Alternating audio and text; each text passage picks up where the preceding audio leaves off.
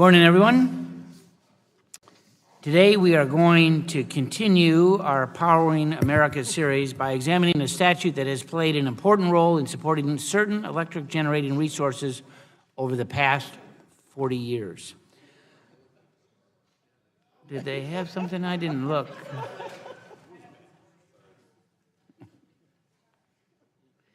So do I need to revise and extend?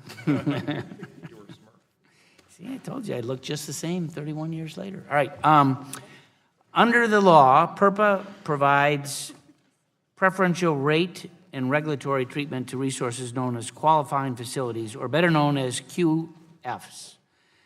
These resources include cogeneration facilities such as industrial plants and certain small power producers that use renewable resources such as wind and solar.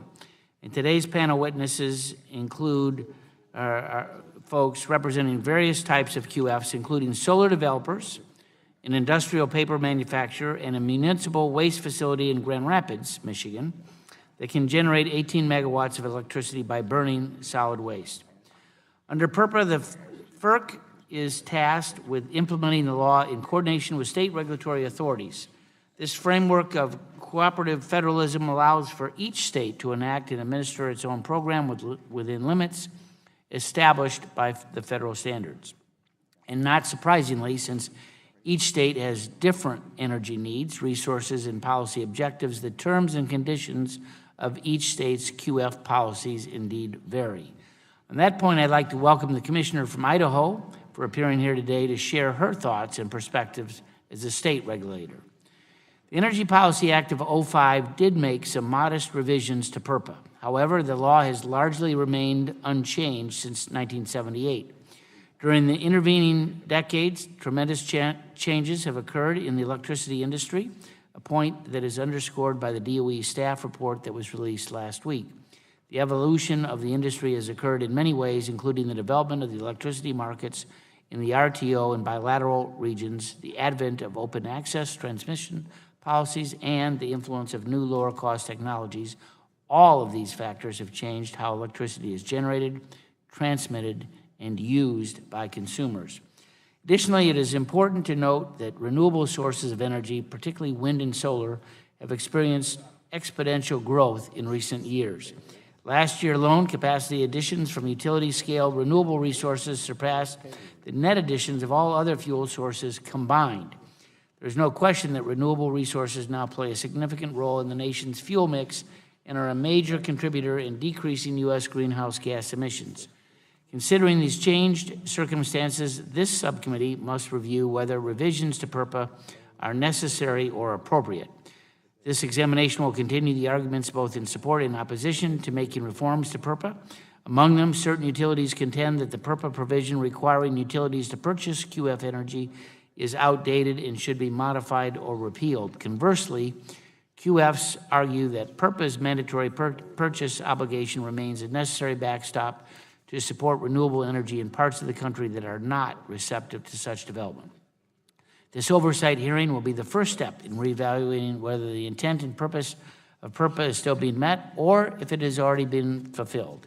Additionally, today we're going to be looking at what effect the law is having on consumers and ratepayers in 2017 and beyond. With that, I want to thank the panel for being here, and I'll yield to the ranking member of the full committee, Mr. Plone, for an opening statement. What happened to the green? They got rid of it?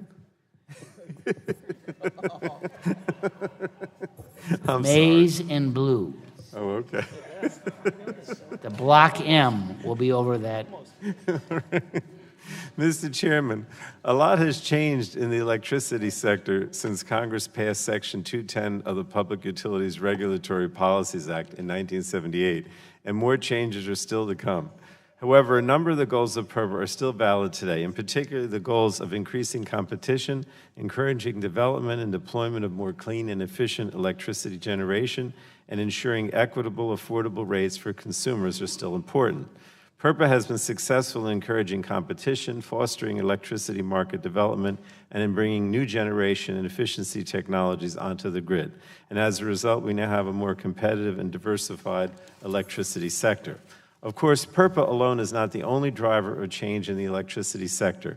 State policies on renewable energy and energy efficiency, expanded wholesale markets, technological change, growth of natural gas supplies, and changes in consumer expectations and demand are all reshaping this sector. And I expect we'll hear a variety of opinions today about the need for further PURPA reform and the direction that any administrative or legislative reforms should take. The Federal Energy Regulatory Commission recently examined these issues at a technical conference, and I believe a number of our witnesses participated, and even a few members weighed in on that conference, including myself and Ranking Member Rush. Now, I realize that some of our members believe that the statute needs to be revised, particularly on issues like estimation of avoided costs, the mandatory purchase requirement, and FERC's definition of a qualifying facility as it relates to the distance between facilities. However, the Energy Policy Act of 2005, as passed by this committee under Chairman Barton and signed into law by President Bush, provided significant changes to Section 210. Those changes allow utilities in competitive areas to avoid the mandatory purchase obligations. The law also provided greater discretion for state utility commissions to establish methods for determining avoided costs and the duration of power purchase agreements. This change allows states even greater flexibility to address their individual situations. For example, the state of Idaho, which we'll hear from today, made radical changes to its standard contract and avoided cost calculation. These are changes that I do not support, but they reinforce the fact that many different outcomes are possible under the current PURPA structure. We'll likely hear about the fact that some markets today are saturated with electricity generation. This is due principally or primarily to reduced costs of new generation technologies and the fact that electricity demand is flat in many markets. There's also a real issue in some regions today where competition now exists among different generation assets that are all trying to earn sufficient revenue within markets where rates are stable or falling due to flat demand. In some areas, I suspect there's a reluctance to add new, more efficient, cleaner energy resources into areas where existing fossil and nuclear generation assets are struggling financially. But when Congress made the decision to encourage more competition and the development of wholesale markets, there was bound to be winners and losers in those markets to the larger benefit of the consumer. Consumer preferences, state policies, technological change, and economic trends are favoring renewable resources over traditional fossil and nuclear generation. And this transition is bringing us a cleaner, more efficient grid. And these are positive developments, and I would not want to see this committee reversing course on competitive market development without a much more serious and longer consideration of the impacts of such a move away from competition. FERC has authority to make some changes in the implementation of PURPA. The recent technical conference provided the Commission with information to evaluate the effectiveness of its implementation and enforcement of PURPA. So we have an excellent panel of witnesses here this morning. I look forward to hearing their testimony. Thank you again, Mr. Chairman, for holding this important hearing and for working with us on this series of bipartisan hearings on the current status of the electricity sector. And I did like the green better. Sorry. Well, actually, you like the green. It's the Oregon green that's gone. Sorry. Wait. Sorry, Mr. Chair. Yeah. Chair would recognize Just trying to go blue here. Chairman. Nice win over Florida. Sorry they're not here today. Chair would recognize the chair of the full committee, a gentleman from Oregon, Mr. Walden. Thank you, gentlemen. Nearly 40 years ago, as we've all heard, Congress passed the Public Utilities Regulatory Policies Act, commonly known as PURPA. As many of you are aware, this law was passed during a time when the country was overly dependent on foreign supplies of energy, resulting in national energy shortages and economic instability. And in response to these challenging circumstances, Congress passed PURPA with the goal of promoting energy conservation and increasing domestic energy supplies. Now that PURPA has been in place for multiple decades, we can see how it's helped transform the U.S. energy sector, bolstered renewable energy, and reduced greenhouse gas emissions. Gone are the days of Americans relying heavily on overseas sources of energy and unstable global markets to meet energy needs. Instead, the country now has access to many forms of abundant domestic energy, which has been spurred by innovative technologies and competitive energy markets. Now, in passing PURPA, Congress took the first steps toward competition within the electricity markets by allowing electricity generation to be independent of regulated monopolies for the first time. Since then, Congress and FERC have continued to take actions to increase competition, resulting in tremendous benefits for consumers across the country. We on the committee want to continue down the same path of increased competition and innovation. Our aim is to strengthen energy markets and encourage innovation throughout the electricity sector, giving consumers more choice and greater control over their energy decisions while also benefiting the environment. Today's hearing gives us the opportunity to look at PURPA with fresh eyes and evaluate what effect it is having on evolving electricity markets and the modern-day consumer. Given the fact that PURPA was written nearly 40 years ago and the U.S. electricity system is undergoing significant transformation, now is the time for the committee to review PURPA and its associated impacts. This review includes discussing the original intent of specific PURPA provisions and determining if these provisions are still working successfully today. For example, in today's hearing, we will review the requirements connected to the mandatory purchase obligation, the effectiveness of the 1-mile rule when designating qualifying facilities, and the various methods states are using to calculate avoided costs. The committee understands that many stakeholders in the electricity sector are closely following potential PURPA reforms. In fact, I know this is true for my constituents in Eastern Oregon, where we have more than 100 qualifying facilities operating as a direct result of PURPA. So in addressing this topic, we want to make sure that all stakeholders, all of them, have an opportunity to be heard, which is why we're holding the hearing today and why we will continue to engage proactively with all stakeholders going forward. In all that we do on the Energy and Commerce Committee, we strive to focus on the needs and interests of American consumers. When we're successful in this pursuit, I'm confident that everything else will find its proper place. With that, I look forward to the remainder of the hearing and better understanding how PURPA is affecting consumers across the country. And with apologies, I know we got a couple of hearings going on, so I've got to go to another one and be back and forth. But thank you for your testimony. It's most enlightening and helpful in our work, and I yield back. And we have a bill on the floor. And we have a bill on the floor and a Korean briefing, and it's lots going on. Gentleman's time has expired. I know Mr. Rush is running a little bit. Any on the minority side wishing his time? Seeing none, we will go right then to the testimony by our witnesses. We are joined first by Mr. Frank Prager, Vice President of Policy and Federal Affairs for Xcel Energy. Welcome. Your testimony all of your testimonies are made part of the record, and if you would take no more than 5 minutes to give a summary of that, that would be great, and we'll start with you. Thank you. Welcome. Thank you very much, Mr. Chairman. Members of the committee, my name is Frank Prager. I'm Vice President of Policy and Federal Affairs at Xcel Energy. I'm pleased to be here today to talk to you about PURPA and PURPA reform. Xcel Energy is a public utility holding company headquartered in Minneapolis, Minnesota. We serve parts of 8 western and midwestern states, including Denver, where I'm from. We are the nation's #1 utility provider of wind energy. We've been held that distinction for a dozen years. Xcel Energy currently has over 6,700 megawatts of wind on its system and is currently in the process of adding an additional 3,400 megawatts of wind. Renewable energy is a big part of our energy portfolio. We are also in the process of decarbonizing our electric grid. Xcel Energy has already reduced its CO2 emissions by 30% from 2005 levels and are on a path, if we continue to see technological advancement in the renewable energy area, to achieve a 60% reduction by 2030. Our customers like renewable energy. They like the fact that we're decarbonizing our electric grid, but they love the fact that we're able to do it at a low price. We actually are now in the process of implementing a strategy we call Steel for Fuel, under which we're actually reducing our carbon dioxide emissions while at the same time reducing our customers' energy rates. And as I say, our customers are very fond of that strategy. As strong proponents of cost-effective renewable energy, Xcel Energy believes it is time for Congress to reform the outdated PURPA statute. As described in my written testimony, the energy market fundamentals that led to the adoption of PURPA no longer exist. Today, we live in an era of relative energy abundance rather than the energy crisis that existed at the time PURPA was first adopted. Customer energy use is flat. Renewable energy is no longer a niche technology, but a growing part of our energy portfolio. Robust wholesale energy markets and least cost resource planning have facilitated market-based acquisition of energy. PURPA was designed to address the energy challenges of the 1970s that are no longer exist and are inconsistent with the modern energy marketplace.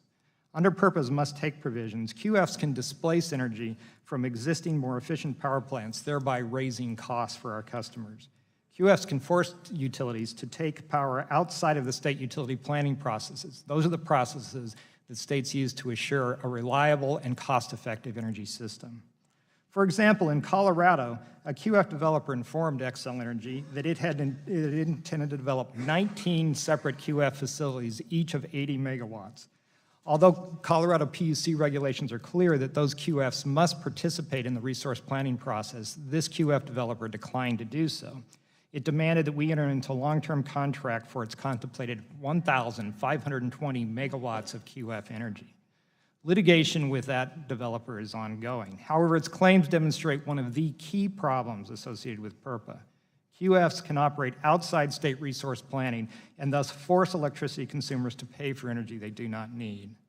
PURPA can also interfere with transmission planning.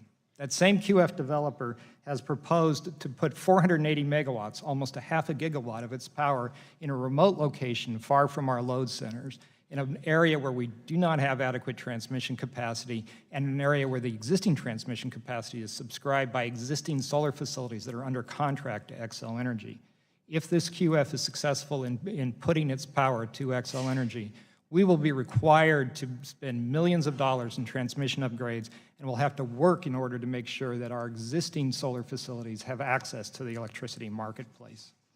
The other problem with PURPA, which is one the chairman identified, is the ability of some QFs to game the PURPA regulations, in particular with regard to the 1 mile rule. Under its terms, the QFs are limited to 80 megawatts. And FERC has implemented that 80 megawatt limit through the 1 mile rule, which requires that 2 QFs be separated by at least a mile. Unfortunately, FERC has allowed some developers to circumvent this rule. In our Texas service territory, FERC found 2 separate segments of a larger wind project to be a larger wind project with a single owner and a single interconnection, clearly one project, to be considered to be 2 separate QF projects because the developer had made certain that no 2 wind turbines from that project were located within a mile of one another. Thus, a project that greatly exceeded PURPA's 80 megawatt limit was able to force Xcel Energy to buy power from it at the avoided cost rate. We encourage Congress to consider legislation that would help address these and other problems with PURPA. Even without PURPA, the renewable energy market has never been stronger, and QFs would have the opportunity to compete for a growing piece of the renewable energy pie. Thank you again. I'd be happy to answer any questions that you have. Thank you. We're joined next by Todd Glass, Counsel to the Solar Energy Industries Association. Welcome. Thank you. Mr. Chairman, distinguished members of the subcommittee, good morning. My name is Todd Glass. I'm an energy lawyer who represents developers and financiers of independent solar power projects in the solar industry in energy regulatory matters. I'm delighted to appear on behalf of the Solar Energy Industries Association with regard to PURPA, its original objectives, and its relevance to customers today.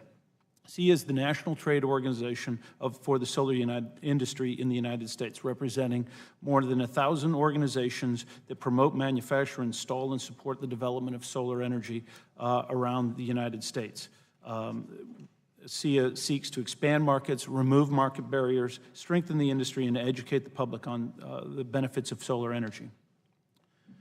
PURPA's original objectives were to do 2 primary things: to increase the diversity of supply, both by type, fuel source, size, and ownership, to strengthen national energy security in the nation's electric supply. Fuel diversity remains essential to our national energy security, and PURPA continues to provide the means to ensure that increased diversity of supply, particularly with regard to fuel-less generation resources. PURPA's second major contribution was to create competition that forces prices down, that benefits consumers by eliminating utilities' anti-competitive actions against competitive generation. Independent generation puts downward competitive pressure on prices and benefits consumers by reducing the cost of electricity. As new technologies such as solar are deployed, the price of delivering power to consumers will continue to decrease. So those 2 objectives have yet to be fully achieved. PURPA remains an essential federal legislation underpinning both diversity as well as competition in the electric power industry. The U.S. solar industry can compete. As outlined in my testimony, solar energy has experienced a rapid decline in costs over the past decade to become a true economic alternative and competitor to traditionally owned utility generation. Solar prices have become competitive with wind and natural gas fuel generation. Solar installations, however, are principally owned by independent power producers who, through innovation and persistence, have been able to withstand the competitive pressures today to build and finance their project. With only a fraction of those installations actually contracted for under PURPA's must-purchase obligation, PURPA as a whole remains an essential a backstop against anti-competitive conduct for all independent power and a backstop for financing these independent power projects. Electric utilities in the United States are among the most enduring, long-lived monopolies in the United States. As Congress recognized in 1935, electric utilities must be regulated in order to protect the public interest. In 1978, Congress created PURPA. PURPA is not an environmental law. Rather, its provisions provide for energy conservation and a unique federalism system that eliminates discrimination against cogenerators and small power producers, which you've correctly called QFs, by requiring interconnection, wheeling of their power, and purchasing of their power at a price no greater than the incremental cost of buying that electric power from alternative sources. With its passage, PURPA became the bedrock federal law ensuring competition in wholesale power markets. Soon after FERC promulgated regulations, utilities started fighting PURPA and its mandates. Indeed, 40 years later, they are still fighting its mandates. Why? Utilities would simply prefer to buy generation. They prefer not to have to buy a generation from small, diverse QFs that don't fit neatly within their plans. They would rather build and rate-base larger generation facilities and maintain controlled, vertically integrated monopoly, or buy through power purchase agreements through RFPs. They've never liked PURPA, and they still don't like PURPA today. Solar power PURPA projects are not a real problem. As shown in my testimony, in 44 states, solar energy in the last year totaled less than 5% of the total energy used. And in a vast majority of states, it's less than 1%. Of that amount of total installed solar capacity, only 20% is actually based upon a PURPA must-purchase obligation. Due to land usage and power density, solar power is not an industry that's abusing the FERC's one-mile rule. Notwithstanding the penetration, our industry is putting competitive pressures on energy prices and benefiting those consumers by forcing the utilities to look at lower cost power. So PURPA is about diversity, fuel size, type, and ownership, and competition. The U.S. solar industry is here to compete, to create jobs and investment, and create tax base in both urban and rural America, to make the electric grid more diverse and secure. SEIA strongly encourages Congress to continue supporting competition by ensuring independent generators like solar can compete. Thank you, and I look forward to your questions. Thank you. Next, we'll hear from Christine Rayburn, Commissioner for the Idaho Public Utilities Commission. Thank you, Chairman Upton. Distinguished representatives, my name is Christine Rayburn. I'm a commissioner with the Idaho Public Utilities Commission, and I want to thank you for the opportunity to come and participate in this panel today, and I look forward to any questions that will be asked after the oral presentations. A couple of initial matters that I feel like I need to address, issues that often get conflated within this PURPA discussion, but are truly separate and distinct. One is promoting renewable generation and maintaining PURPA are not interchangeable concepts. They are not the same thing. One can exist without the other. And number two, there's a misconception that anyone who seeks changes to PURPA is somehow anti-renewable or opposes a diverse resource portfolio, which is not true. Arguing that renewables are beneficial alternatives to fossil fuels and touting the value of a diverse resource portfolio misses the point. This is about a law which is being manipulated to the detriment of ratepayers, and state commissions are struggling to balance the requirements of the Act with reliability of the grid and ratepayer indifference, all of which the Act requires. PURPA is not the only way to develop renewables, but too much PURPA on the grid does stifle the development of non-PURPA renewables. PURPA developers want to make it look like this is an attack on renewables as a whole. It is not. This is not an apples to apples comparison.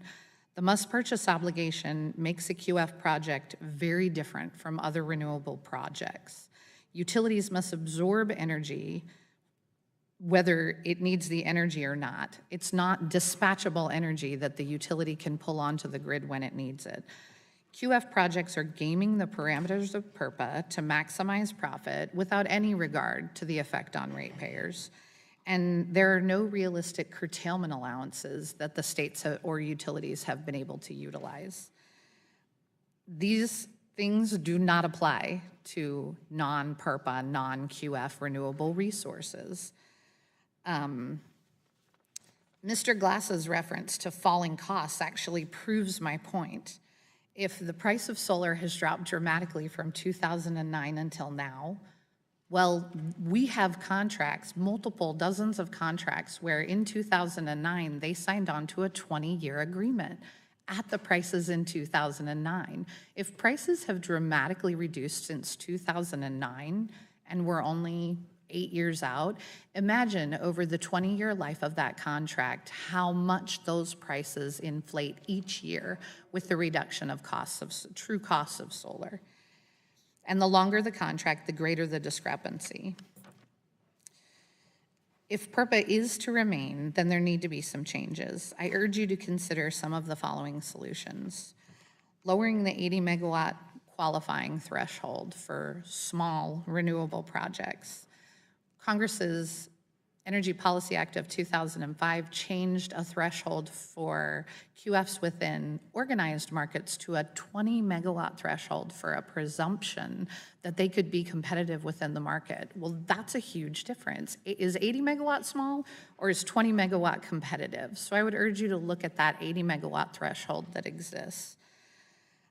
If a QF is within a balancing authority of an energy imbalance market like we have in the West, I also urge you to consider applying that threshold under the Energy Policy Act to QFs within an energy imbalance market.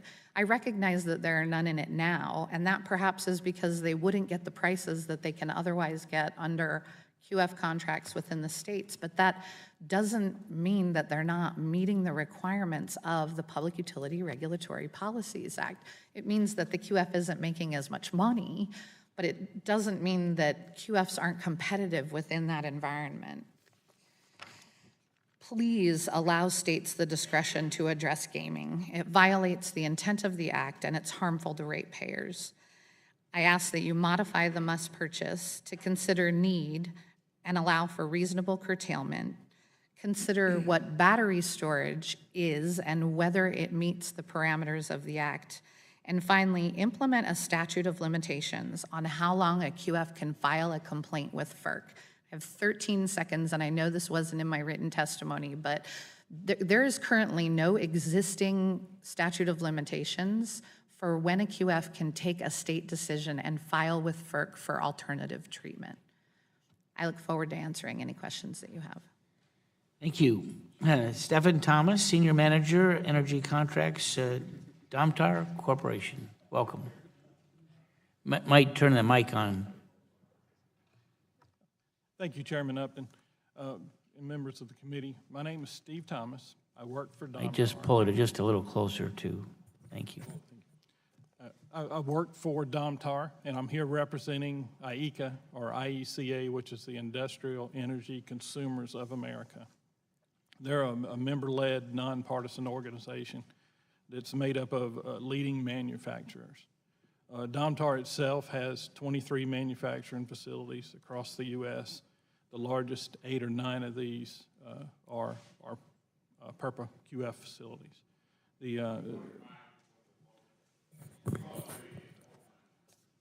Oh, okay, thank you. So the largest 8 or 9 of these are PURPA qualifying facilities. As such, we believe that PURPA has done its job and in its current form is doing what it's supposed to. If there is issues that need to be addressed, we've filed, I think, 12 recommendations, either through new legislation or through guidance from the FERC to state commissions that we think work for us. But one thing that's important is I want to really make a distinction between QFs that are co-generators, like ourselves, and QFs that are small power generators. And co-generators, what we do is we take either heat before it's used in a process or heat that's a byproduct of a process and create electricity. And PURPA allows us to do that. And that's really important as manufacturers because it helps reduce our costs, makes us more competitive in global markets. By doing this, there's something else that happens. We're more efficient than generation from a utility because we not only use that heat to create electricity, we use that heat to create products. And another important distinction from co-generating manufacturing facilities is we have a very large permanent job base. So from an economic development standpoint, once the facility is built, we support a huge number of jobs, sustainable jobs going forward. We're not against renewables. We use renewable energy in our own generation. Domtar itself is more than 70% of the energy we create at our mills is from renewable sources. So the important thing is, again, that distinction between the co-generators and small QFs. So all of our recommendations that we've offered are based on that clear distinction, a lot of which we've already talked about. So what are some of those? The avoided cost is a major issue for us because as co-generators, there's something that doesn't get realized. As an industry, we still buy 85% of our power. So we're net consumers. And things that affect the price of electricity, the reliability of electricity, hurt us. So we're squarely, our interests align with consumers. We want affordable power that's reliable. So the avoided cost issue is a really big deal. I think 4 or 5 of our points are around avoided cost. We don't think utilities should be forced to buy capacity when they're flush with capacity and have adequate reserve margins, because that hurts us as consumers. Whether we're consuming at home or at our place of business. The 1 mile rule, our footprints are large. Industries like ourselves have a very large footprint, a lot of times in rural areas of the country. And that large footprint, the 1 mile rule, is small. We think that should be larger, again, so that we're not forced to pay for capacity that's not needed on the system. And another one that's critical to us is curtailment. When the grid is surplus generation, we want to be lower in the stacking order than renewables because we are supporting jobs, because we are creating products that are important to the communities that we serve. So with that, I'll look forward to taking any questions you have. Thank you. Next, Terry Koba, Vice President of Iowa Operations, Alliant Energy. Welcome. Good morning, Chairman Upton and members of the subcommittee. My name is Terry Koba, and I'm the Vice President of Iowa Operations for Alliant Energy, which is a Midwest utility serving 1.4 million electric and gas customers throughout 1,300 communities in Iowa and Wisconsin. First, let me thank the subcommittee for holding this timely oversight hearing. The main focus of my testimony today is to reevaluate PURPA in light of the law's negative effect on increasing wind energy costs for our customers in Iowa. Iowa is a national leader in wind energy deployment, deriving 36% of the state's electricity from wind, a statistic to which Alliant Energy is a very proud contributor. Currently, we have more than 1,000 megawatts of owned and operated wind, plus purchase power agreements from independent power producers, and we are in the cusp of executing a plan to add an additional gigawatt of wind energy, a $1.8 billion investment in Iowa to help serve our customers. We're a long way from 1978, when PURPA was enacted and I was a sophomore in college. 40 years ago, the country endured an energy crisis, while renewable energy was in its infancy as a cost-effective generation resource. Now, 2/3 of the U.S. is served by wholesale region electricity markets like the Mid-Continent Independent System Operator, or MISO, in Iowa. States across the country in organized and unorganized markets are able to competitively solicit renewable energy. Despite the market-driven deployment of renewable energy in Iowa and across the nation, we are still subject to PURPA's outdated mandatory purchase obligation, which has increased electricity cost for our Iowa customers. Let me explain. Under the law, we are required to purchase power from PURPA-designated qualified facilities. These QF resources are not procured through a competitive bid process despite having access to the MISO market. We cannot negotiate on the price paid for this energy, and project locations are chosen for the benefit of the QS investor, not for the benefit of our customers. These QFs violate the intent of PURPA by structuring their projects into separate LLCs to get around FERC's 20 megawatt size cap in organized markets. If my company went to the Iowa Utility Board to obtain regulatory approval for one of those projects under a purchase power agreement with an independent power producer like that, I am confident we would be rejected because the cost premiums associated with that power would be too high. The IUB would likely question the need for this expensive renewable power when it is possible to obtain cheaper renewable electricity, especially in Iowa, through other means. And the IUB would have an excellent point. The real losers in this situation are not utilities, rather customers who are forced to pay higher costs for renewable generation that can otherwise be procured at competitive prices. And when a quarter of our customers' income is under $25,000 per year, that's a real concern for our company and our customers. We believe that these larger QFs should be treated like any other independent power producer and be required to sell energy directly into the organized markets like MISO or negotiate for PPA contracts with a utility like any other independent power producer. Doing so would reduce costs to customers and minimize system impacts that might impair reliability. Congress can take steps to improve implementation, mitigate negative impacts on customers in the grid, and better reflect current market conditions by modernizing this law. We are encouraged by legislative interest to reform the law in several key areas, and we encourage FERC to implement several recommendations found in my written testimony on an administrative basis. Thank you for the opportunity to appear before the subcommittee today, and I look forward to the discussion and any questions you may have. Thank you. Mr. Bass, good to see you. Director of the Public Works for Kent County, Michigan. Good morning. Sorry about the color change, but welcome. Go Blue. Go Blue is right. Thank you, Chairman Upman, for providing an opportunity for me to testify this morning. I am the Director of the Kent County Department. You might just pull that mic to get a little closer. I am the Director of the Kent County Department of Public Works in Michigan.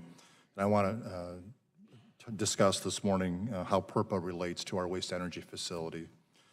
I'd also like to express support for the mandatory purchase obligation under PURPA and encourage Congress to consider modifications that could enhance PURPA and its application and effectiveness for waste energy qualified facilities. PURPA has been a critical part of Kent County's waste energy facility for the last 27 years. Kent County DPW allocates funds for municipal infrastructure to provide public services. The waste energy facility is critical in that mission. We provide sustainable and integrated solid waste management system. We provide base load renewable electricity. We offer grid support and reduce the need for long-term or long-distance transmission.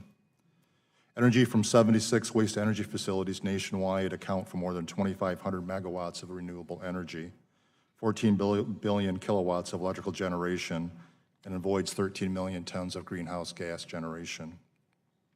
Our facility in Kent County provides an alternative to landfilling that so many local residents, businesses, and industry desire. Facilities like ours are municipal infrastructure, and we must remain competitive in the energy markets Unfortunately, many have closed and more are at risk of failure, which will strand these local government assets. A significant contributing factor is the outdated and inadequate elements of PURPA policy that fails to value local government and the role that these power plants have. I've submitted detailed documentation of these challenges, so I'll just highlight a few. Mandatory purchase contract lengths are unrealistically short, and the avoided cost pricing has eroded. It's no longer reflecting the intent of PURPA and the value of our system. Even the facilities between 20 and 80 megawatts are experiencing the same challenges. In Michigan, we are engaged with the Public Service Commission to fight for fair, reasonable, and stable avoided cost. While the utility we work with has received $759 million in rate increases since 2008 and has another $172 million pending before the PSC, the PSC is attempting to devalue the value of our electrical generation by 24%. By doing that, they would take us back to rates that were paid to us 20 years ago. The utility is also attempting to unilaterally cancel our contract with 1 year's notice, which is very difficult for us. Local governments also own assets where electricity regulations hinder using our power. For example, we have airports, wastewater treatment plants, and courthouses, and many other facilities that require electricity, but it's very difficult to move that electricity to those facilities. That's why it's so critical that when we receive realistic pricing, that we're in such a better place. Kent County uses a 10-year planning horizon for capital refurbishment, as does any utility that invests in plant reliability. Should we face a situation where we would have a contract canceled with 1 year's notice, it could very well lead us to early closure.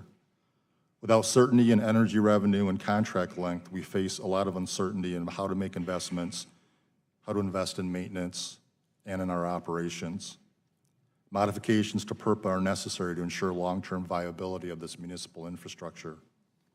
I would welcome opportunity to work with staff on modifications to address these issues. Again, thank you for the opportunity to appear before you today. I'll be pleased to answer any questions you might have. Well, thank you all, and we're going to now move to questions from members here, and we'll limit our questions and answers to 5 minutes. I guess the first question that I have for each of you is we, first of all, appreciate your testimony. Let's talk just a little bit about the statutory or regulatory changes to eliminate the abuse or gaming, as Ms. Rayburn talked about, the 1 mile rule.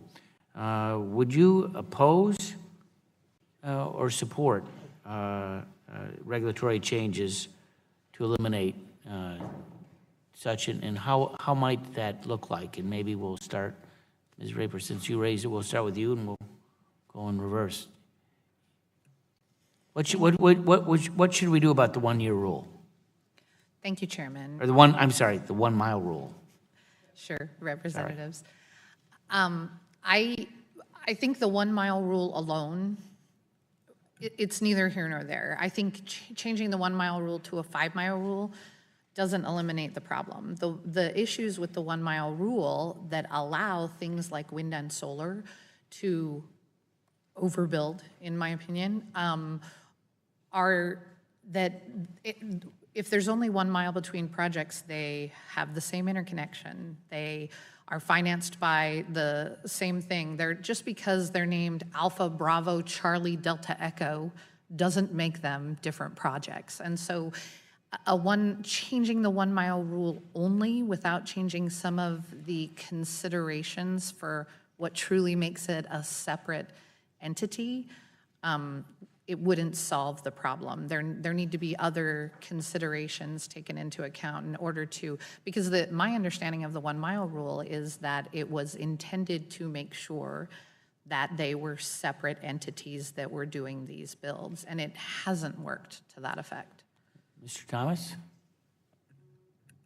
Thank you. You know, again, as a manufacturer, our footprints are so much larger than that 1 mile. You know, our concern, again, goes back to reliability. A lot of times the 1 mile or 3 mile circle, the generation is all the same type. If it's all solar, it's all going to go down when the sun's not shining. If it's all wind, it's going to go down when the wind's not blowing, or it's going to overproduce when the wind is blowing. So, you know, the generation type comes into effect there too. And again, a much larger footprint would not affect manufacturing. Mr. Koba? Yeah, as I answer that question, let me make it clear that I'm here today advocating on behalf of our customers. I, along with my company, is also an advocate for renewable energy. As I said in my opening statement, my written statement, we have significant renewable energy resources, primarily wind, and we're adding a significant amount more. We're also about to energize the most powerful solar facility in the state of Iowa, so we are definitely advocates of renewable energy. With respect to this issue, what we have is sophisticated, foreign-owned companies that are planning, proposing, and investing projects in Iowa that in total exceed the 20-megawatt PURPA cap. Because they evidently do not want to compete with the generation market in Iowa and MISO, and make no mistake about it, the generation market in Iowa with all our wind is extremely competitive. They disaggregate these facilities into much smaller projects, organized under separate LLCs, but ultimately through the same ownership. They then take those smaller facilities that get below the 20 megawatt cap, they spread them apart so they're a mile apart, and then they can qualify for PURPA, plus we can't challenge that. So we would propose to eliminate that 1 mile rule so we can challenge these projects that are clearly disaggregation that ultimately end up costing our company in one case 20% more than what we could get with other projects. I know that I'm running out of time. Mr. Bassett doesn't really impact your folks all that much. Let me go to Mr. Prager and Mr. Glass, and my time will have expired. Thank you, Mr. Chairman. We actually have an actual experience, which I mentioned in my oral testimony in Texas, where we had someone come in and actually game the system in order to use the 1 mile rule to separate a much larger wind project into 2 different QFs and be able to enforce the avoided cost pricing. I think Commissioner Rayburn really hit it on the head. We need to have a process in place at FERC where FERC looks at the reality of what's happening. It doesn't elevate the form of its 1 mile rule over the substance of what's actually happening on the ground. If you have one project subject to common control, subject to common interconnection, treated in every respect as one project, even if particular segments of that are a mile apart, they should be treated as one project and therefore not subject to the PURPA requirements. And Mr. Glass, quickly. We don't think the 1 mile rule is really an issue for the solar power industry. We use the land more intensively, unlike, for instance, a wind farm. Our average project sizes are such that it just doesn't make sense. We think it works, and we have no problem with actually FERC taking a look at the 1 mile rule. However, the one thing that should happen is that the rule needs to be clear and easily determined without an administrative review or result, because there's no way to invest capital if the utility or the utility commission is going to gotcha after you've tried to finance a project. It's just not going to happen. Thank you. Mr. McNerney.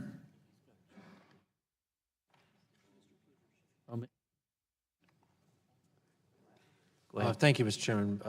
I want to say, first of all, I grew up in a Wolverine household, not a Spartan household, so I'm okay with the color.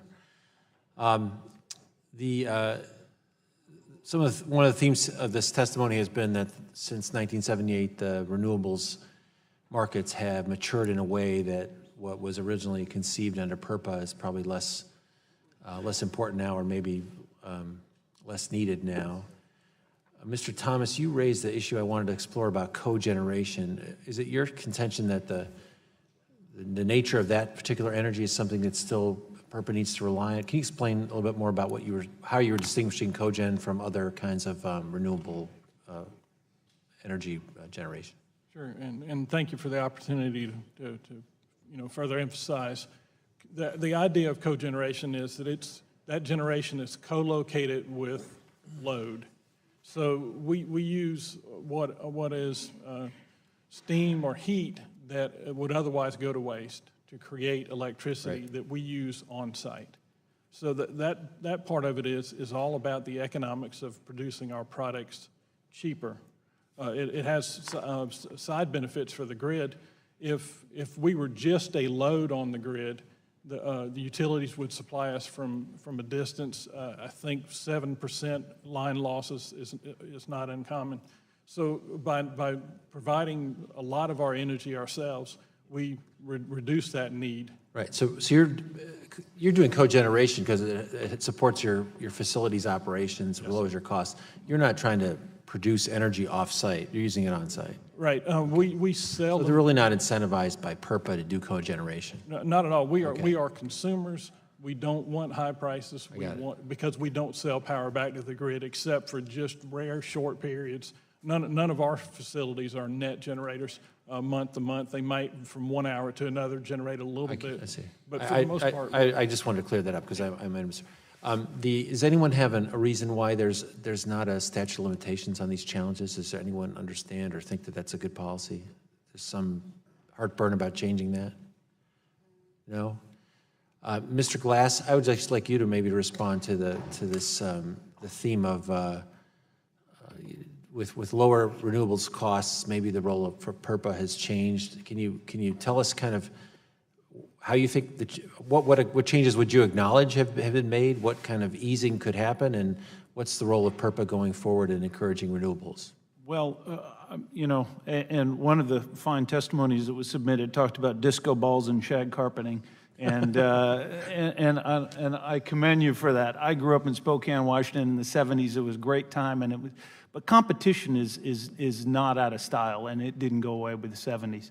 I think that if you look at the renewable energy industry, we're up, but really natural gas has taken the position of coal and a little bit of nuclear and taken over for the petroleum-based generation for that. But overall, the amount of diversity, we have not yet achieved the diversity that we need. The more important point is that this idea that somehow or another avoided costs are too high, that's just wrong. And I'd think that the committee needs to look into that. The subcommittee needs to look into that, because the utilities and the utility commissions control avoided costs. There's a number of methodologies by which they can do that. We've been in a declining cost system, and in some cases, some utilities and state commissions haven't got to avoided costs that reflect the true market price. That is not a reason to do away with the legislation itself. It's a reason to fix the avoided costs if that's what needs to happen. Okay. Would someone like to respond, maybe Ms. Rayburn or Mr. Kuba, on that issue, the avoided cost issue? I'd be happy to. Thank you.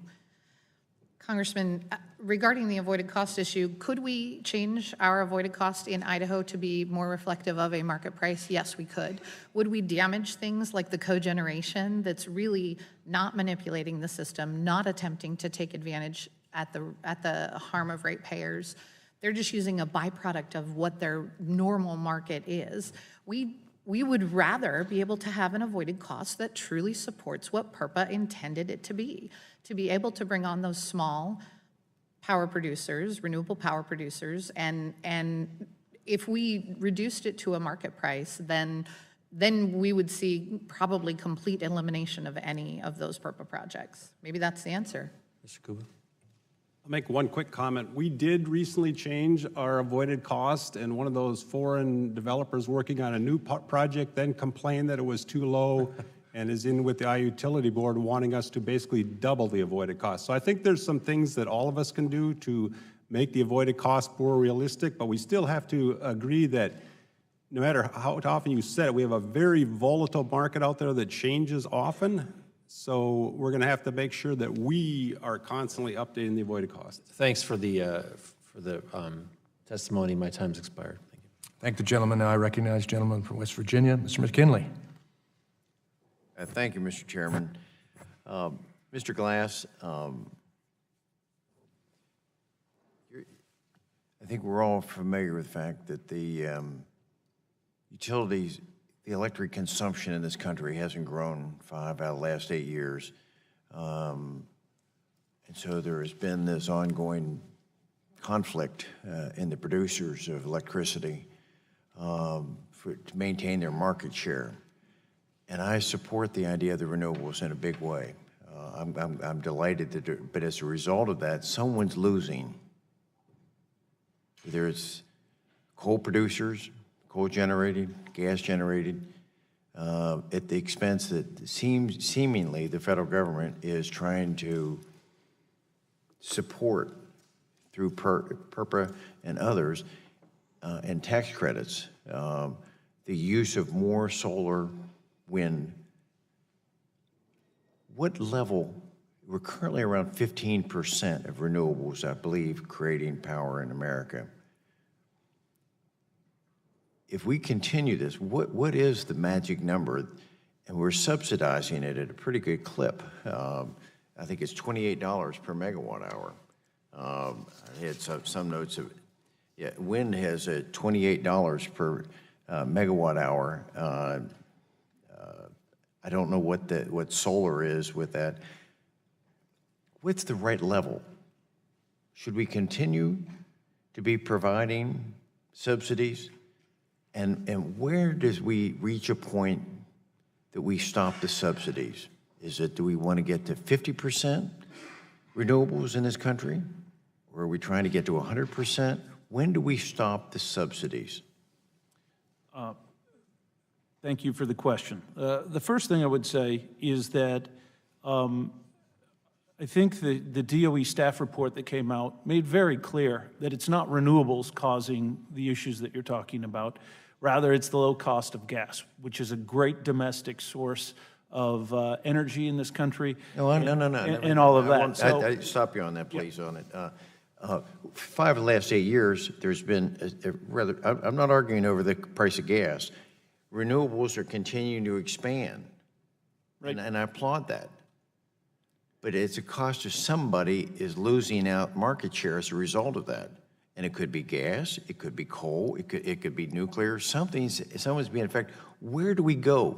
If it's 15% is the objective, do you think that should we still be subsidizing companies when they represent 50% of the market share? Well, could you answer that, please? It's a yes or no. Sure. I don't have a particular goal. I don't have a federal RPS goal, Renewable Portfolio Standard goal, and I don't think that I'm at least not prepared to speak on behalf of SEIA as to what that might be. The one thing I would say is that solar right now is less than 1%, or just about 1% of the total. And I think it could grow more. Because the reason is I'm not so much worried about who's winning and losing market share. I'm more interested in reducing the cost of power for consumers. And well, I'm interested in keeping jobs to the people that are in the producers. I would love to talk about jobs, the solar industry. If I could reclaim my time to Mr. Thomas Senator Dumtar, you made a remark in your statement that renewable energy QFs should not, in your opinion, be allowed to include production tax credits or the value of renewable energy credits in their calculation when they bid into the system. Could you explain that a little bit? Sure, and thank you for the opportunity. Basically what we're saying is, we know renewables are subsidized. We don't object to that. It's done a good job of creating a renewable market. But when we start bidding into cost-based market systems, those subsidies should not be allowed to be bid in. And that just keeps it on an even keel, on a competitive process. Because at face value, it looks like bidding in, including your subsidies, lowers the price, and it does in the immediate. But in the future, it causes generation assets that are built by utilities to have to be shut down because they can't compete. They're not subsidized. Once they're shut down for any length of time, then they end up getting mothballed. Their customers are stuck with capital payment on a resource that's not being used. I've got maybe a fundamental question. My time's almost up. If a utility is required to purchase from a QF facility, and yet they have not been successful in bidding into the PJM for that market for that day, are they still required to purchase? I don't know that I understand the question entirely. If a utility company is not providing power into the grid, but yet are they still required when they bid in and they're not successful, so they're not providing power to the grid that day or that week, but yet are they still required to purchase power from a QF? And PJM it's a competitive market. I don't know the answer, how a utility would react to that. And I know in our situation in PJM, where we might sell generation, if we don't make the bid, we don't generate into the grid. Yeah, I just wonder whether you're required, though, to still purchase power under QF. Thank you. I yield back my time. Gentleman's time has expired. Now recognize the gentleman from the state in all of our thoughts and prayers, Mr. Green. Thank you, Mr. Chairman, and I'd like to thank you and our ranking member Rush for having a hearing today. PURPA is an interesting program born of unique circumstances in the 70s, and I look forward to hearing a variety of perspectives on its modernization from witnesses.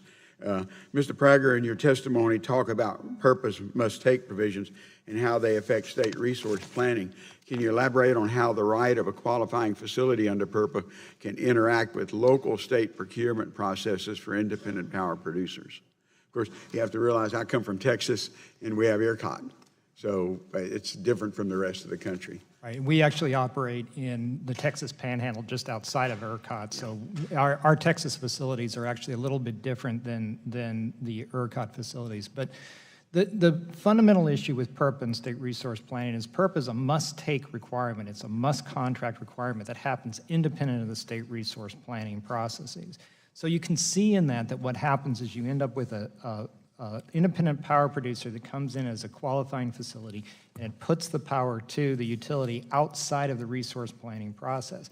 Because for the renewable energy component of PURPA, those facilities are intermittent. It's very difficult for a state which is responsible for maintaining a reliable and a cost-effective power supply to ensure that those facilities are integrated appropriately into the system. That's why we think it's so important that we begin to find a way to integrate the renewable energy requirements that are coming out of states, which are really significant right now and are driving a lot of the energy growth, the renewable energy growth we see on our system, with the PURPA must-purchase requirements. Okay. In your area you serve in Texas, I know in West Texas, windmills, or do you have any of that issues, that alternative other than solar? We do have some solar, and we're adding more in Texas. Solar is a tremendous growing resource, and Mr. Glass quoted my disco ball quote from my testimony. I will say that we're excited about the potential for solar, especially in West Texas and in New Mexico. But again, it's important to do it the right way, because if you do it the right way, you can bring a lot of renewable energy to your customers and do it in a way that's extraordinarily cost-effective and reliable. The best way to do that is through the state planning processes. Well, obviously from Texas, I'd love to see us do with solar what we've done with wind power. And for my California friends, I'm always bragging about how we produce more wind power in Texas and California. So, and we'd like to do solar. There's a lot of hot air. Well, I offered to send you a whole lot of water last week.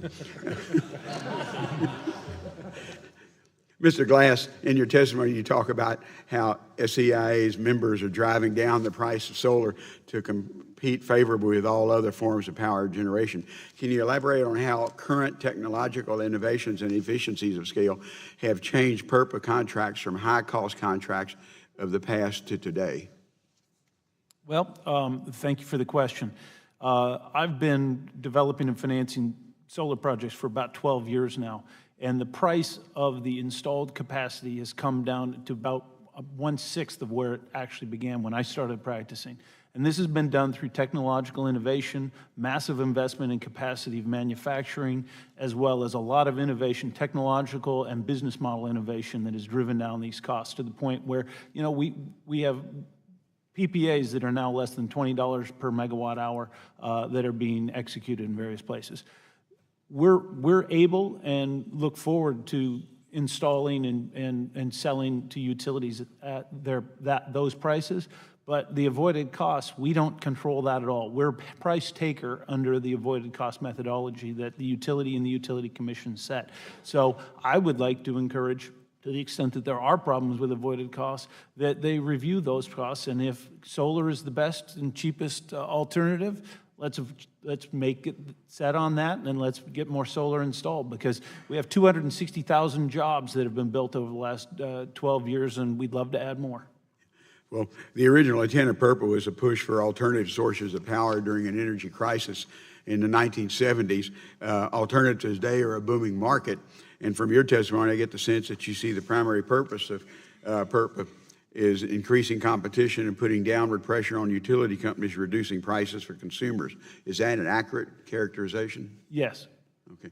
Mr. Chairman, I thank you for holding the hearing, and because again, in the 1970s, we also had an embargo on exporting crude oil, and we changed that, so maybe we need to look at PURPA and bring it up to date. Thank you. I thank the gentleman. I recognize now the gentleman from Ohio, Mr. Johnson. Thank you, Mr. Chairman. I appreciate it. And I want to thank all of our panelists for being here today. I appreciate it. Important topic. Commissioner Rayburn, in your testimony, you state utilities prepare detailed integrated resource plans and make investments based on perceived need. When discussing PURPA, I think it's important to get a better understanding of this process, especially as you state, when a QF steps in, it changes many of the factors that led to the utility's original conclusions.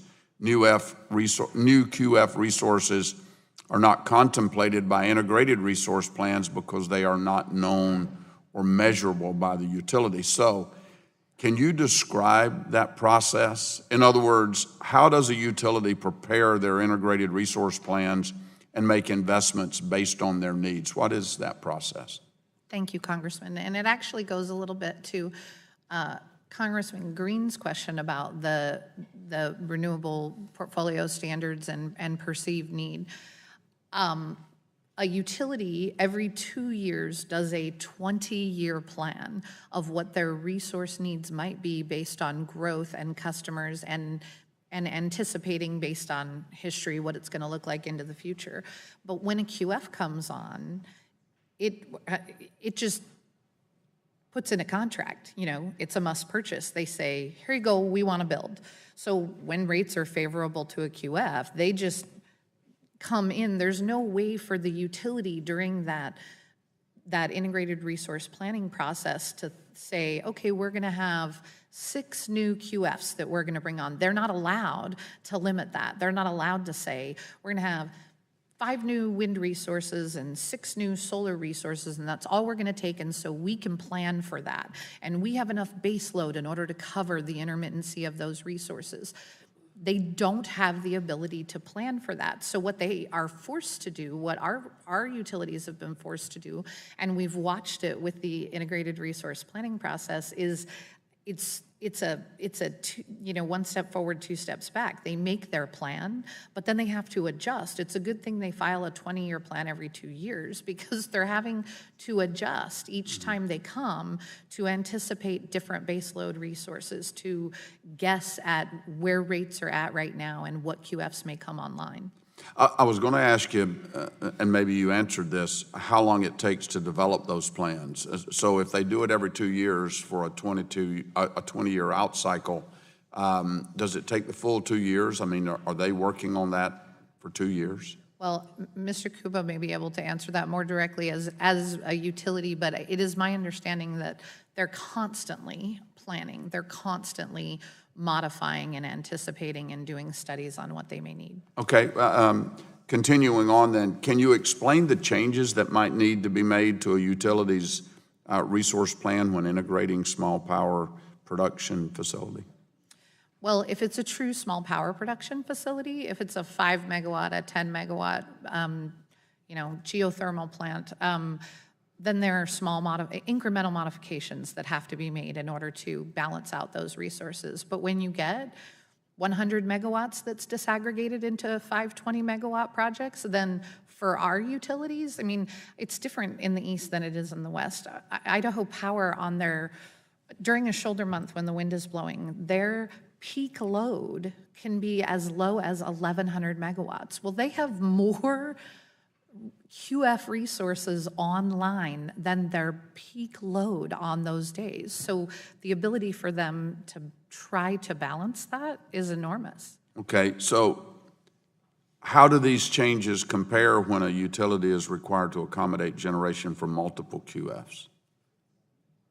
How do the utilities compare? Yeah, does the process change when a utility is required to accommodate generation for multiple QFs? Does it make it more complicated? Absolutely, yes, because you're bringing on 100 megawatts of resources that are, one, intermittent, that are, two, must take, and they're not necessarily being provided at an hour, at a time of year and time of day when the utility needs those resources. And the baseload resources of the utilities can only be backed off so far. Hydro can't be shut off. Coal plants can't be shut off. There's a minimum, must run on those baseload facilities. Okay, all right. Well, thank you very much, Mr. Chairman. I yield back.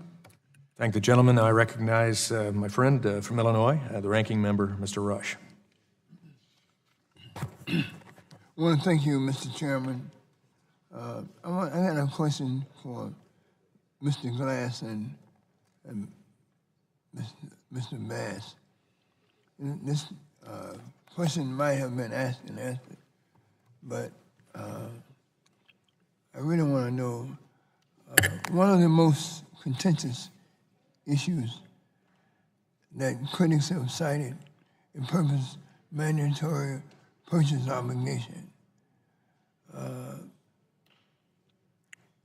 Critics argue that the purchase obligation under Section 210 requires them to purchase power they may not need from small QFs at above market rates. They claim that this displaces lower cost resources and unnecessarily increases rates to consumers. And I'd like to get your response, Mr. Glass and Mr. Bass. Glass before Bass? Anyway, we'll do it. Thank you for the question. I have already spoken to the fact that if avoided costs are being created and approved by a regulatory agency, there should not be a situation in which the utility is buying at greater than its incremental cost of buying energy. If PURPA and its implementing regulations are being administered correctly, that's not a situation you find it in. I actually think that, and thank you for the question, because I think there are a lot of other issues that we haven't really talked about yet that are being created in the PURPA environment. I think that there are some states that are taking particular steps to eliminate QF projects altogether. They're eliminating, for instance, reducing the term to something that's not financeable. They're introducing other requirements such as RFPs and other things that need to be satisfied before they can be, before a QF can locate. But the ultimate thing that has to understand, if you are going to have an independent, a competitive independent generation capacity in this country, you need to have the ability to have a long-term stream of revenues to be able to finance these facilities. Utilities have the ability to put costs on to their customers over a 20 to 30-year period. A utility, when it's planning to build generation, does not do it on a 2-year basis, it does it on a longer term. Well, independent power is looking for the same type of thing. If we're going to put money to work, we need to have that long-term stream of revenues and certainty. Right. Mr. Bass, you want to charge in this? Yeah, thank you for the opportunity to comment. In Michigan, the utilities receive full cost recovery. And so when the Public Service Commission does rate reviews, they're ensuring that the utilities are being paid their full cost of operation. Our facility is a base load facility. It's been providing electricity for 27 years. We certainly are in the planning of the utility and have been there for a long time. When we look at what the Public Service Commission is doing in terms of determining avoided cost versus what the utilities are being paid, there's a significant difference. And so we believe we are very competitive, and we're seeing utilities actually attempt to build new generation capacity at our expense when they want to move us to a 1-year notification on contract. It's difficult for us to invest millions of dollars in refurbishment. It's difficult for us to take our 10-year planning horizon to determine what are we going to pay for in the future when it's set up like that. Right. I want to ask, and want to quickly go down the line, and simply ask one question. You can start with you, Mr. Bass. Give me a yes or no if Congress should make tweaks to PURPA or leave it as it is. Yes or no? Yes. Yes. Yes, we should modify PURPA. Yes. No, we prefer it in a current form. Yes, update, Congressman. No, leave it as it is. Yes, we believe it should be modified. Thank you. Mr. Chairman, you're back. I thank the gentleman, and I recognize the gentleman from Missouri, Mr. Long. I'm gonna have to watch that on replay. That remind me of what's my line when they're, yes, no, leave it as it is. I think I stepped out of the room for just a minute, and I believe Mr. Johnson stole my notes, so this might sound like familiar territory to what he was asking, but I'm gonna ask these questions of Mr. Prager. Under PURPA's mandatory purchase obligation, a host utility is required to purchase the qualified facility's output, even if the utility has no need for additional power. How does a utility respond to these types of situations? Well, I provided Congressman an example of what we're going through in Colorado right now with a particular QF developer that is trying to put to us 1,520 megawatts of power. It presents a very big problem to us. It really does. It means that we can't be certain about what our generation capacity is going to be. It raises costs for customers. We had some discussion earlier about avoided costs. The reality with avoided costs is that the avoided cost calculations that are done under PURPA are supposed to make the customer indifferent to whether or not the project is financed or not. That is not the case when a PURPA cost comes in above what would have to be bid into a competitive process. That's one of the concerns we have about it. It also, when you have a PURPA facility coming onto the system, it blocks the ability of other generators, other independent power producers to be able to access the marketplace. I mentioned we have a lot of wind on our system. 65% of that is not owned by our company. It's owned by independent power producers. If a QF comes in and it occupies that field, it will be impossible for those IPPs to come in and take their position. And finally, it also presents for our state and our system some significant challenges in terms of the reliability and protecting the reliability and cost effectiveness of the system. Intermittent renewables are a technical challenge from an electric system standpoint. You can make it work. We've made it work. We're very optimistic about the future, but you've got to do it in the right way. The problem with PURPA is these projects show up at a time and location of their choosing, and it's very difficult for us to plan around those projects. And what impact does this have on cost to the consumer? We believe that PURPA has the potential to raise consumer costs because we've got to accommodate these higher cost resources, and we have to do it in a way that will result in additional investment in our system to accommodate the location in which they would be built. Can you talk specifically about how it affects your output, the utility's output? Utility output. The utility output, how it affects the QFs?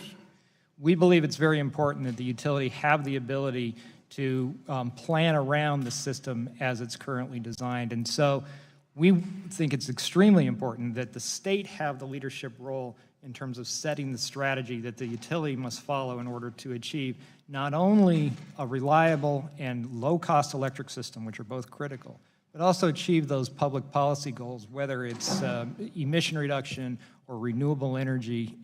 We found that our states do an extraordinarily good job of that. They do an extraordinarily good job of it. And in fact, the renewable... So you think they can anticipate and plan for integration?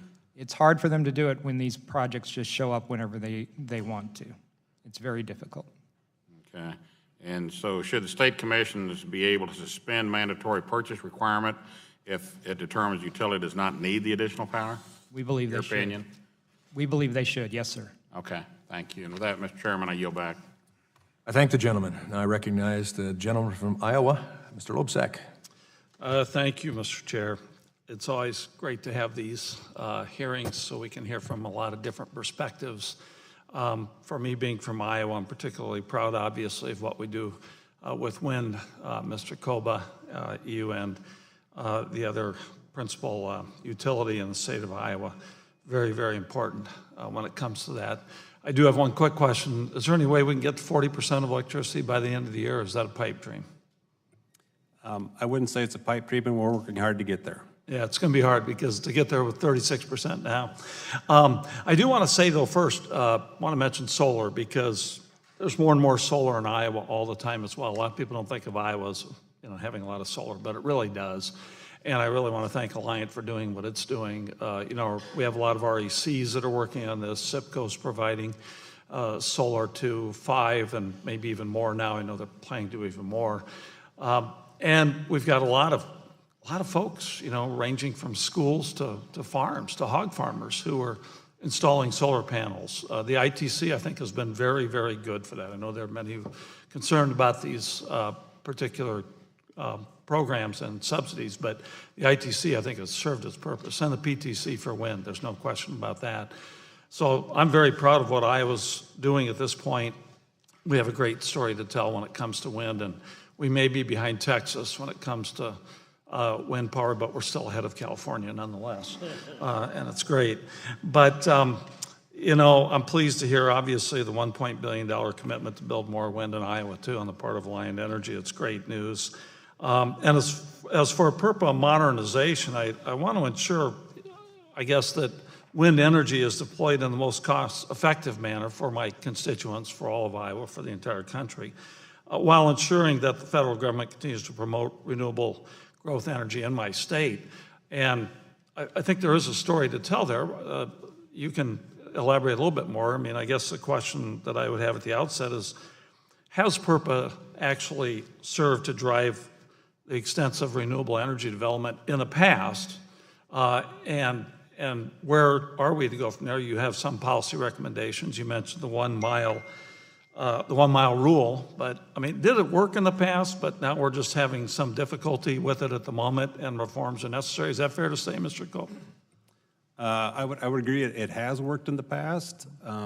In some respects, it's still working. I think for us specifically, what we see in Iowa is foreign companies abusing the intent and spirit of PURPA when they disaggregate these projects, move them down to the distribution system, which causes all sorts of reliability problems in and of itself. So it's those companies we think that are abusing that, just instead of competing in Iowa in the renewable market, disaggregating the systems, moving down to the distribution system, claiming their PURPA facilities, spread them 1 mile apart so we can't even challenge that, the IUB can't challenge that. Right. So that's our main concern with what's going on right now with respect to abuses of PURPA. Do you have other policy recommendations beyond the 1 mile rule issue? We do have policy recommendations. The 1 mile rule is one of them. The other one is to be able to challenge this disaggregation of larger projects. Also for the states to be able to say that utilities do not need to buy that capacity and energy when it's not needed. And really, a number of the panelists have talked about how you get that integrated into the resource planning process in itself, and just make that more of a competitive process instead of just those QFs that are disaggregating those projects and putting it on the utilities. Right. We're looking for competitive resources for our customers. Right. And then ultimately, obviously, it's to make sure that we have competition so that the cost to the consumer, is driven down as well. And so that's really important. And I know Mr. McKinley mentioned jobs. In the state of Iowa, wind has created thousands of jobs. Solar's creating more jobs every day. Wind certainly has. In my district alone, I often mention in these hearings that I have a number of wind energy plants in my congressional district alone, 2 of them in Newton, Iowa, where we once had Maytag, Whirlpool, no longer. But the wind energy industries come in and really created a lot of great new jobs. And so I want to continue to do that as best I can, but thinking also for our consumers of energy and making sure that what we have in place, the regulatory framework we have in place going forward, whatever that may be, is going to serve those energy consumers as well. So with that, I yield back. Thank you, Mr. Chair. I thank the gentleman, and I recognize the gentleman from Illinois, Mr. Kinzinger. Well, thank you, Mr. Chair, and thank you all for being here. A lot of the questions I wanted to ask have been asked, so I'll just hit a couple.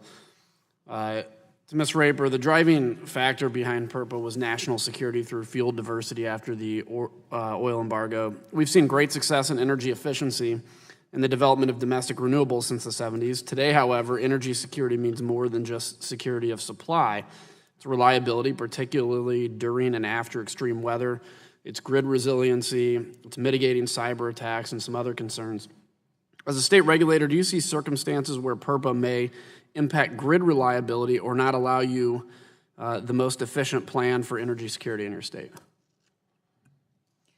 Thank you, Congressman. I do see circumstances where PURPA could impact grid reliability because as a must-take resource, we are forced to approve contracts and the utility is forced to accept that energy onto their system, and they need to find a way to balance that energy. I don't know about national security risks so much, although I do appreciate you bringing that up because that is becoming a greater and greater concern for the state regulatory commissions. But it absolutely affects and impacts reliability of the grid when you have more megawatts entering onto distribution and transmission systems than what's being taken off because of flat load and reduced load by energy efficiency measures. Well, thank you. And to the rest of the panel, do you anyone else want to comment on the role of PURPA in light of the much broader definition of energy security?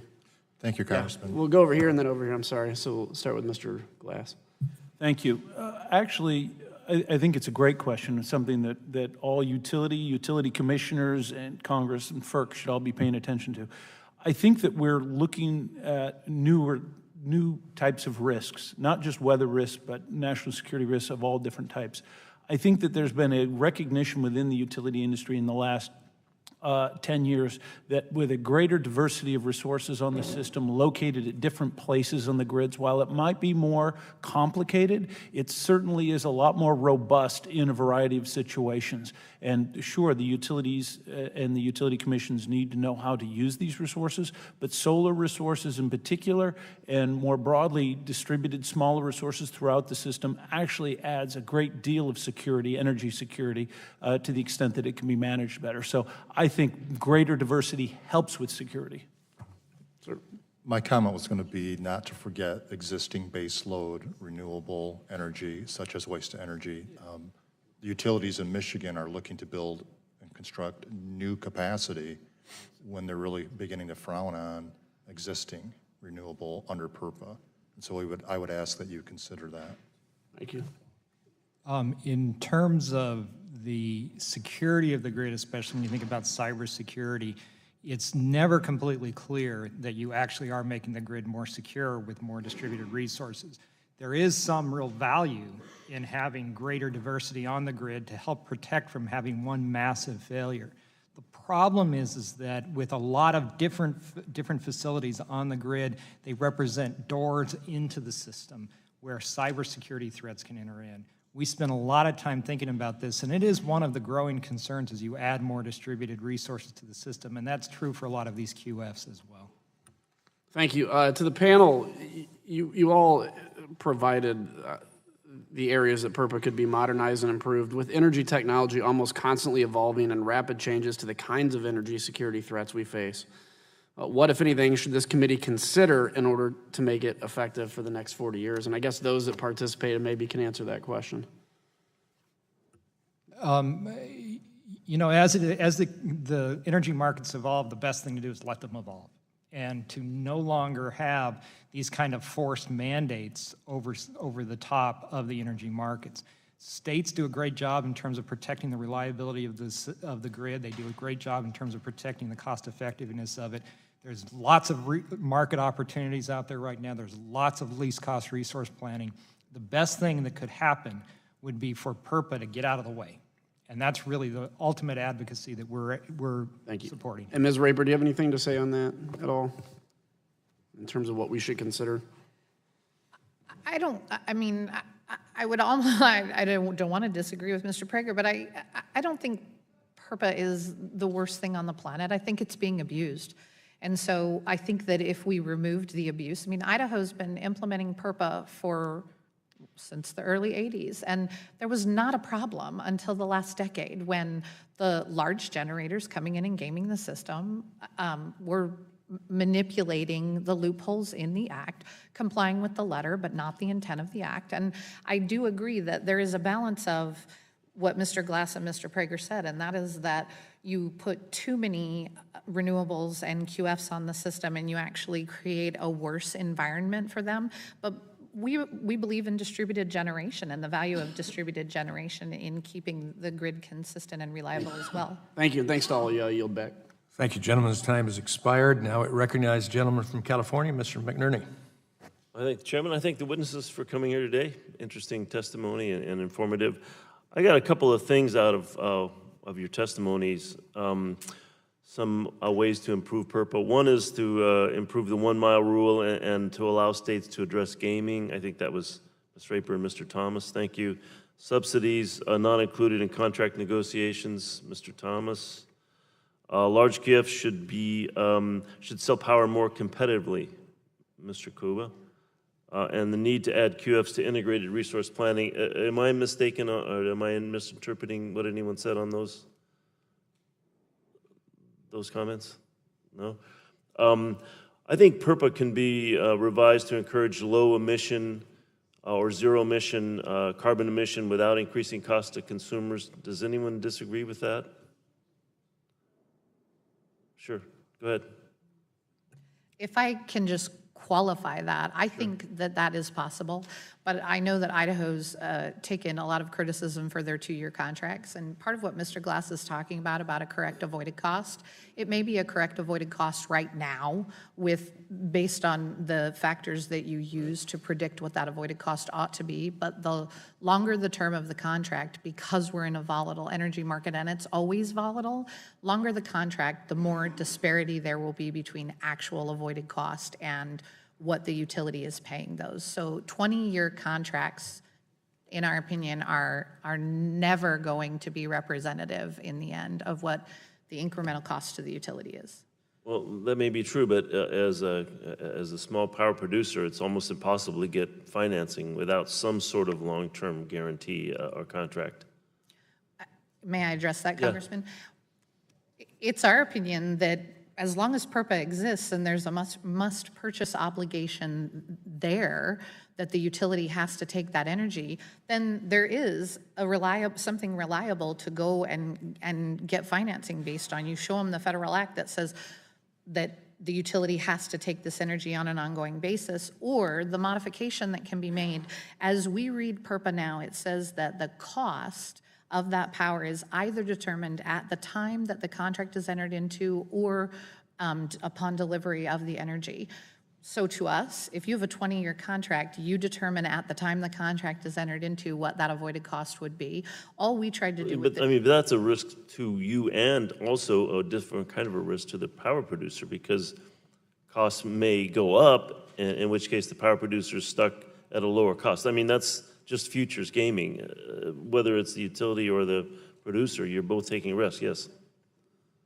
Yeah, could I comment on that? When we go to add resources at our utility and we walk into the Iowa Utility Board to get those approved for 20 years, 25 years, 30 years, we come in there with a whole study for that time period with various scenarios on what happens if gas prices change, what if an environmental rule change, carbon taxes change.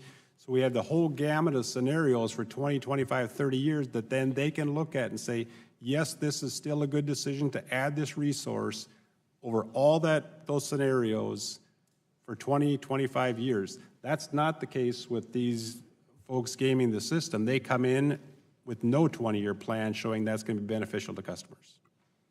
Right, well, I mean, that's one of the improvements I think could be made is eliminating the gaming or giving states some ability to fight gaming. Mr. Glass. Congressman, I would say if they're doing that analysis and they know what the long-term costs are, use that to set your avoided costs. It's very simple. There's no reason why when you're entering into a 20-year PPA as a utility that you would use a different set of data than your avoided costs. We need to be able to have, in order to develop and finance a solar project or any independent power contract, you need a long-term stream of revenues. You cannot depend upon the market price in any part of this country. Merchant generation in this country is dwindling. There's very little of it actually happening, especially outside organized markets where you can't effectively hedge against such things.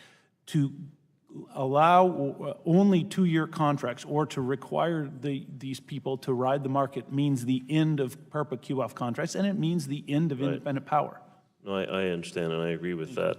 How does storage affect PURPA's viability as a long-term requirement, as a regulation? Yes.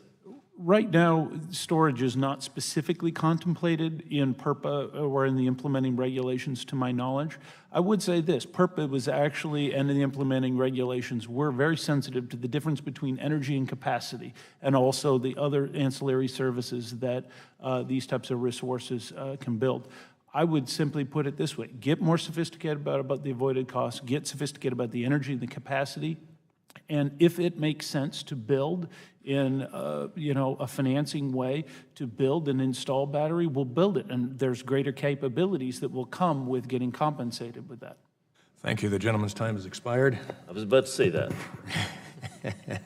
And we got votes coming. We're trying to move it on a little bit. And so now I recognize the gentleman from the inspiring state of Texas, Mr. Barton. Thank you, Mr. Chairman. I'll be, I think, relatively brief.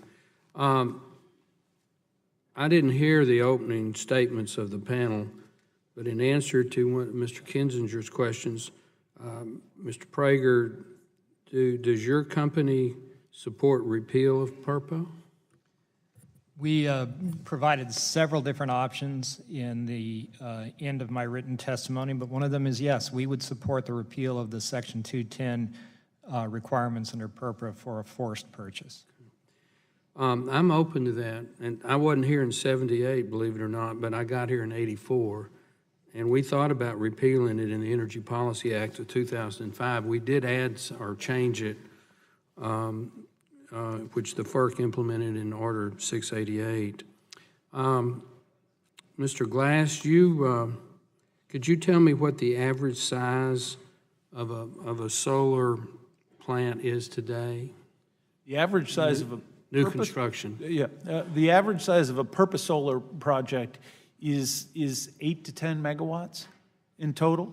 There are some larger, and they're obviously smaller as well. But for PURPA projects, it's usually in that range. Well, I appreciate that, but just if it's not PURPA, what does the economics of solar today indicate the optimum size is? I would think it would be larger than that, but maybe not. Yes, I think for utility scale solar, I would say the average is now north of 50 megawatts. I think for commercial and industrial, there's different when you're on a flat rooftop, there's a different optimization, and for obviously residential, you're talking like 5 or 6 kW. Ms. Rapper, you may be the best person on this, since you're a Public Utilities Commissioner. Texas has a open access, market system in ERCOT. We've deregulated our power generation. Do you believe, and you may not know this, but nationally, is there a problem for these so-called QF facilities getting access to the grid? There was a concern in the 70s that since you had everything was regulated and integrated, that there might be, but in today's market, is that still a problem? Thank you, Congressman, for the question. I think that there is not a problem for large facilities, large QFs, to have access. I do believe that there are still cogeneration facilities and other small, we have run-of-river hydro that come in under a QF, as a QF resource.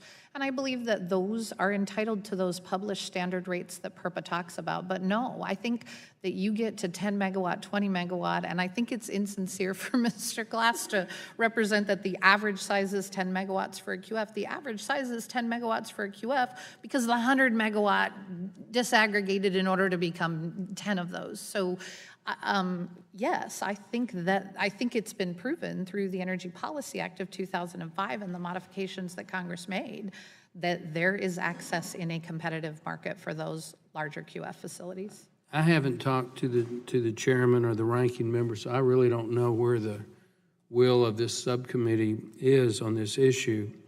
But if you assume that we're not going to repeal PURPA, which again, I would be open to, but you wanted to reform it, is the 80 megawatts standard for a QF and then the 20 megawatt standard under FERC 688, are those still valid or should those be changed? And I'll let anybody take a pop at that.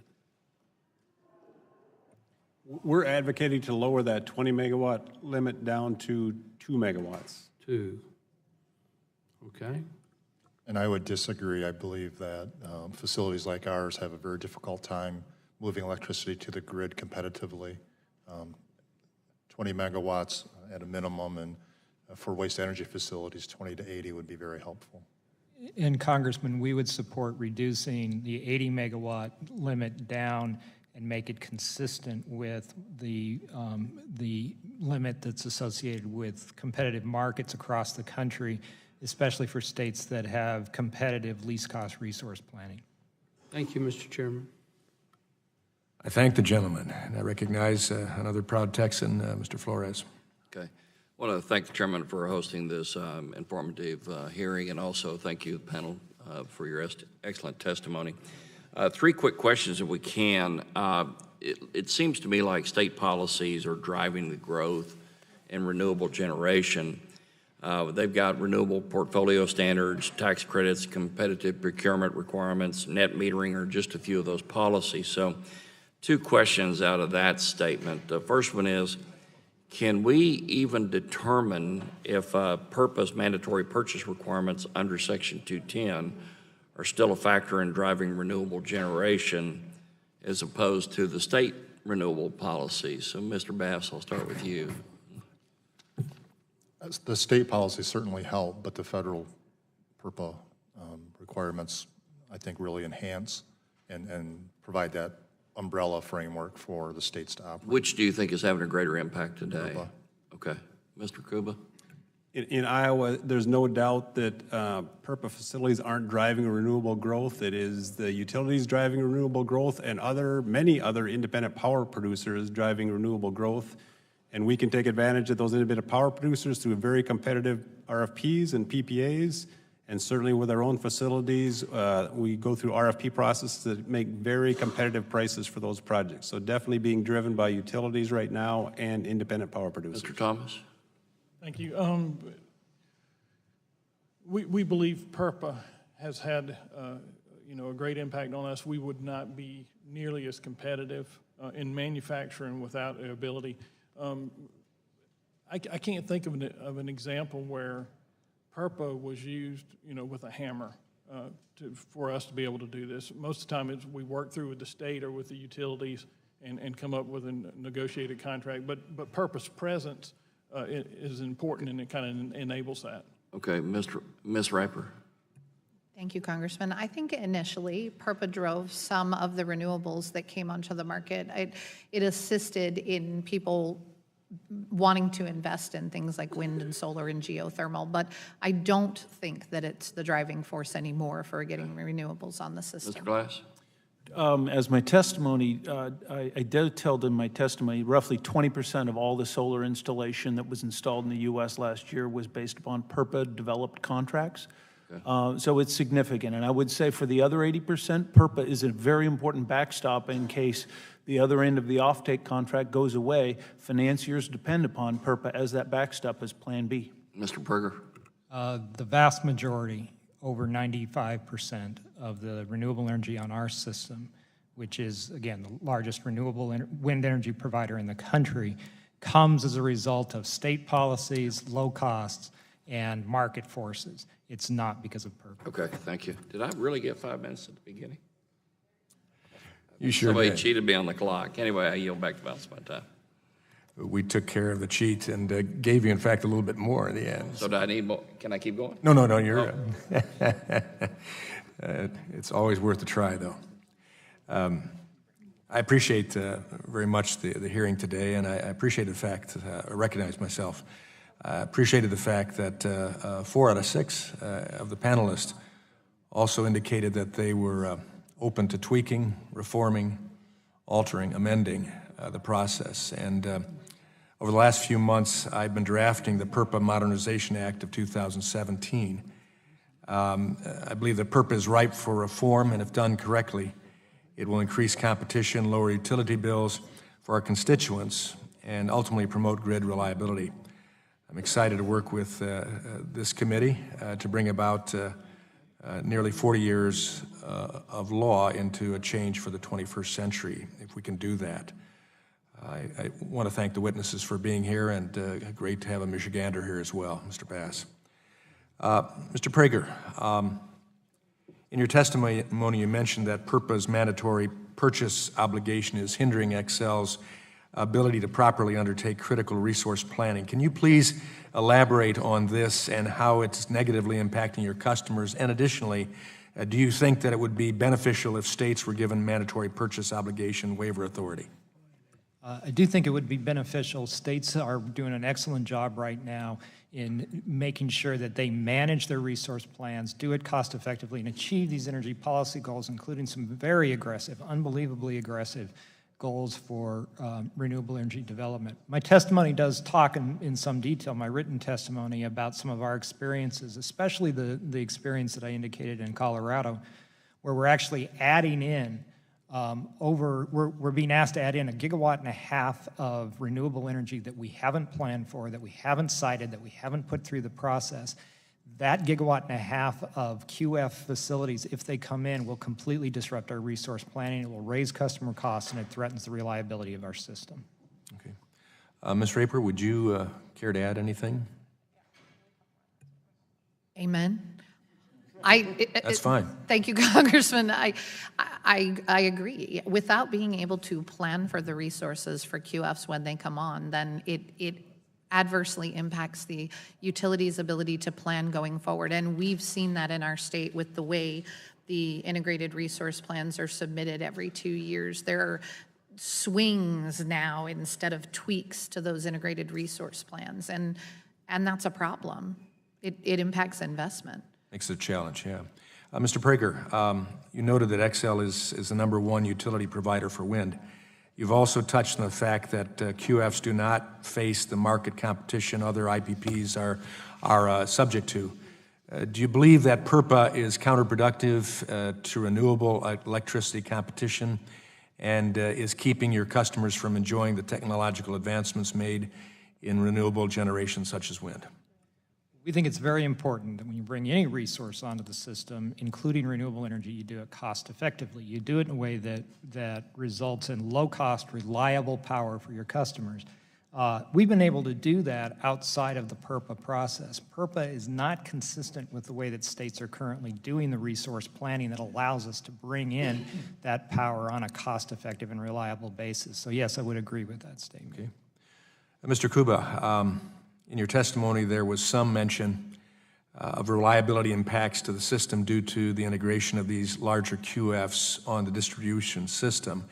How does utility plan for or mitigate these issues? And secondarily, who is ultimately responsible for grid reliability issues, the utility or the QF? As a matter of fact, we can't plan for them because these QF facilities now that are being disaggregated and located on our distribution system come in at any given time, and we have absolutely no warning. So there is no planning for the future in those cases. It's basically reacting and doing the best we possibly can to ensure that the rest of our customers on that distribution system aren't adversely impacted. And in many cases, so far, they have been adversely impacted. It's just if you don't take these into the resource planning process, you end up having potentially transmission system impacts. We're seeing that now in the distribution system because there's no adequate planning to add those facilities. They come in at a location, they may not actually be needed there, and they do end up causing problems for our customers in those distribution systems. Okay. Mr. Kuba, you mentioned that there are opportunities for these QFs to integrate into the transmission system. How do they integrate, and are some QF developers bypassing these established processes in MISO? How they would integrate in the transmission system is very similar to how we integrate a new resource, whether it's wind or combined cycle natural gas in the transmission system. There's a process in place in MISO to do that. They could walk through that process just like we do, And that process helps ensure that as we or QFs or independent power producers are placing generation on the system, we are actually improving the reliability system, not having a detrimental impact on the transmission system. So they could follow that process just as we do. I think what they're finding is it is a bit of a cumbersome process. It takes some time. There may be transmission system additions that are needed that are more expensive, so they disaggregate, in our case in Iowa, and put them down on the distribution system where they don't have to deal with that and don't have to deal with the cost of transmission system upgrades. Well, thank you. My time has expired. And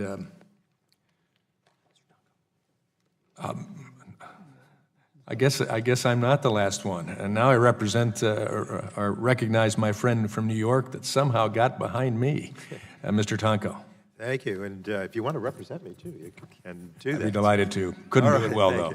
Thank you. Let me thank the witnesses for joining us this morning because it's such an important bit of discussion. Mr. Thomas, I'm a big supporter of CHP. With the recent devastation of Hurricane Harvey and other massive storms that are predicted to happen more and more if we don't address climate change, I'm concerned about how we come back from these storms. I think back to my home state of New York and the damage caused by Superstorm Sandy. During Sandy, we saw, in that whole experience, the resiliency of the CHP facilities. In some places, electricity was down for days, but CHP kept working. So has PURPA been successful in bringing more CHP facilities online? Yeah, I think the easy answer is absolutely. It gives the difference with a CHP facility and just a straight manufacturing is you make additional and large capital investment in the generation. So knowing that you can recoup that over the length of period, 20 years or so, it gives us the confidence to install that generation and make that a CHP facility versus just a straight load manufacturing facility.